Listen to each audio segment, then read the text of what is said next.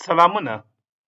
که په کوم کمپیوټر کې مایکروسافت آفیس نو انسټال څنګه به له اکسل څخه کار اخلي؟ خپل د اکسل فایلونه به څنګه پرانیزئ؟ څنګه تغییرات پکې راولئ او بیرته به یې ذخیره کوئ؟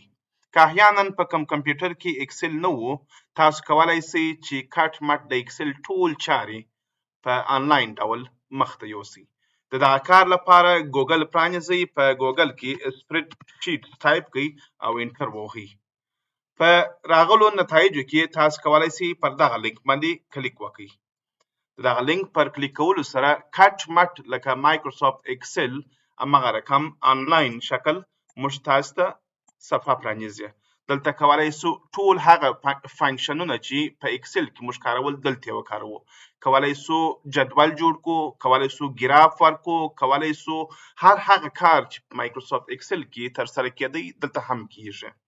ښه، اوس چې په دې پوه شولو چې کولی سو سپریډ شیټ یا اکسل په انلاین شکل وکاروو، راځم د دغه ډول انلاین بنې اکسل یو ټریک در وښوم. دلته یو لغت لرو د پراید په نوم باندې.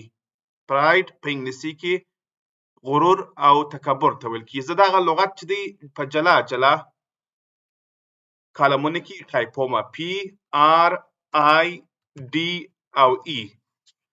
اوس که زه د انټر بټن ووهم، دا زموږ د اکسل یا سپریډ شیټ ټول کالمونه چې دي رنګ په رنګ سره اړوي.